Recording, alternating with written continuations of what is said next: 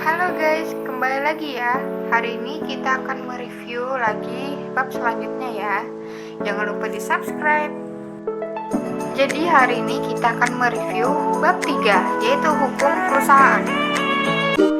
Pembahasan pertama, perkumpulan adalah induk atau bentuk asal dari segala bentuk persekutuan yang bergerak dalam dunia bisnis atau usaha. Selanjutnya, unsur dominan perkumpulan. Yang pertama, adanya kepentingan bersama. Yang kedua, adanya tujuan bersama. Yang ketiga, adanya kerjasama. Selanjutnya, kita akan membahas bentuk perusahaan. Yang pertama, adanya masab. Perjanjian antara dua orang atau lebih yang mengikatkan diri untuk memasukkan sesuatu ke dalam perserikatan dengan maksud untuk membagi keuntungan yang diperoleh karenanya. Dalam pasal 1618 KUA Perdata tidak mengharuskan cara pendiriannya secara tertulis. Perjanjian pendirian masab pun masih merupakan perjanjian yang menganut asas konsensualisme.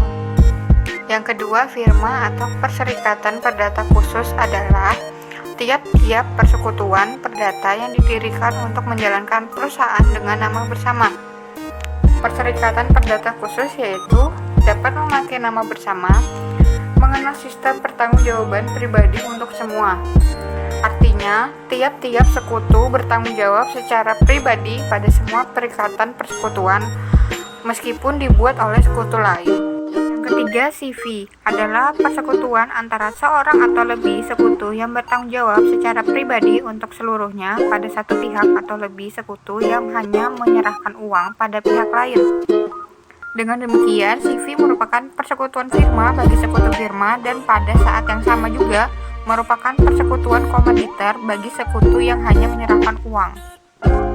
Persekutuan komanditer berdasarkan pasal 19-21 KUHD. Yang pertama, sekutu komanditer atau sekutu pasif adalah tanggung jawab sekutu ini terbatas pada jumlah pemasukan yang telah disanggupkan untuk disetor.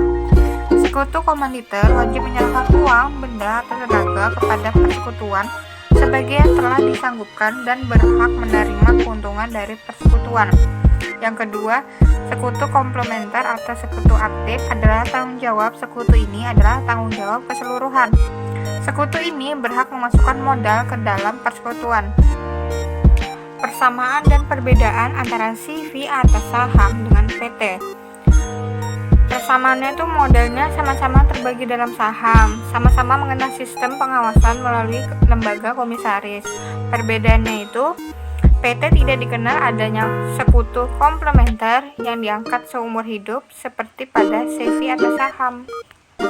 Yang keempat, PT adalah badan hukum yang merupakan persekutuan modal didirikan berdasarkan perjanjian melakukan kegiatan usaha dengan modal dasar yang seluruhnya terbagi dalam saham dan memenuhi persyaratan yang ditetapkan dalam Undang-Undang Dasar ini serta peraturan pelaksananya dalam pasal 1 ayat 1 Undang-Undang Nomor 40 Tahun 2007. Macam-macam PT itu ada PT terbuka.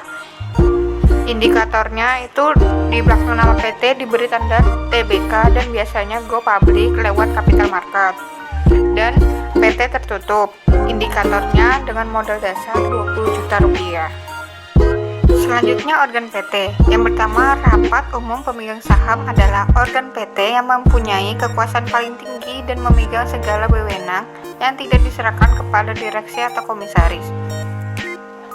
Yang kedua, direksi adalah organ perseroan yang berwenang dan bertanggung jawab penuh atas perguruan perseroan untuk kepentingan perseroan sesuai dengan maksud dan tujuan perseroan serta mewakili perseroan baik di dalam maupun di luar pengadilan sesuai dengan ketentuan anggaran dasar.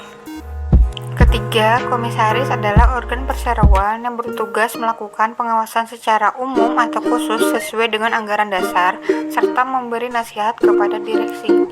Yang pertama, merger adalah suatu perseroan lebih menggabung diri dengan perseroan yang telah ada dengan pengertian bahwa perseroan yang menerima penggabungan tetap ada dan perseroan yang menggabungkan diri menjadi bubar.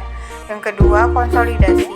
Satu perseroan atau lebih meleburkan diri menjadi satu dan membentuk perseroan baru.